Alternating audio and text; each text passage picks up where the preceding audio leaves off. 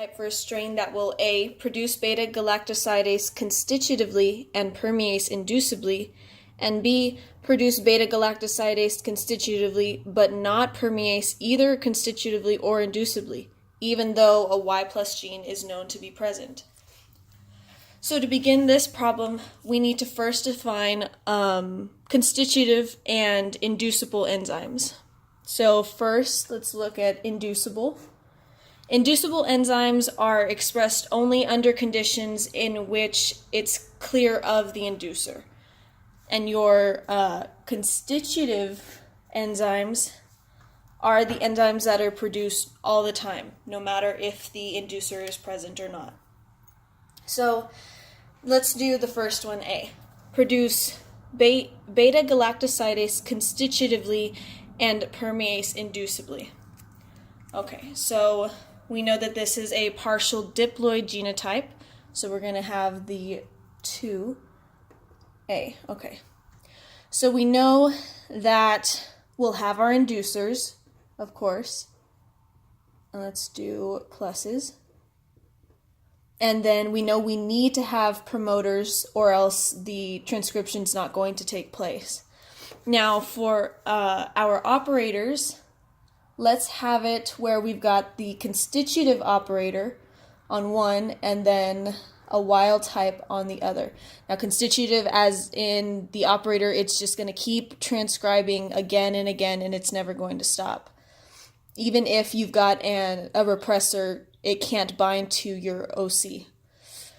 And we know beta-galactosidase, which comes from your Z gene, and then your permease, which comes from your Y gene.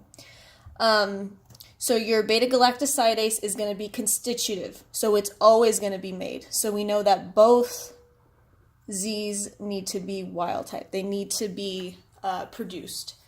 Now your permease is going to be inducible.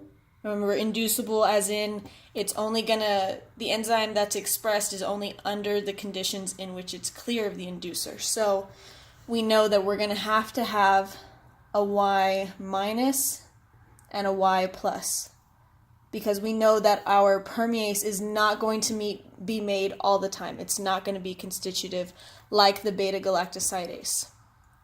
Okay? Now, for our second one, produce beta-galactosidase constitutively, again, okay, but not permease either constitutively or inducibly, even though a Y plus gene is known to be present. Okay, for this one, let's do all of our easy stuff first. Let's just get that out of the way. So we know that we need a promoter in both, or else the transcription's not going to happen. And we know that beta-galactosidase is constitutive again, so we're going to have 2 pluses, of course. Now, let's look at our operators. So we know that beta-galactosidase needs to be constitutive, so let's just put it at the top again. And then for the bottom one, we're just going to do our plus, our wild type.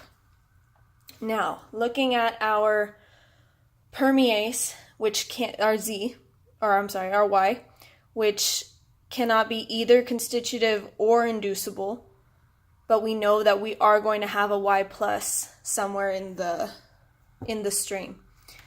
All right, so let's say that our inducer or our repressor is an I plus up here, okay? But for our permease to be neither constitutive nor inducible, we're gonna need a super repressor, which can bind to this operator, but of course it can't bind to this one because this is the constitutive operator. And so, if our super repressor bound to this kind, which it doesn't, but if it did, then you wouldn't get beta-galactosidase constitutively. So there you go. So now we know that you're going to have a Y plus because it told you that. But in order for our permease to be neither constitutive nor inducible, we know it's got to be the same as before. We need to have an I minus and an I+. So this one, our super repressor, can go and repress this regular operator, so we know we won't get this. But the super repressor cannot repress our constitutive operator, so that we know we're going to always get Z+, beta-galactosidase constitutively, and then we won't get I- if we're doing it like that way. If we do it the other way, with this I+ going to our regular operator, it depends on whether or not the inducer is present. But again, they said permease is neither constitutive nor inducible.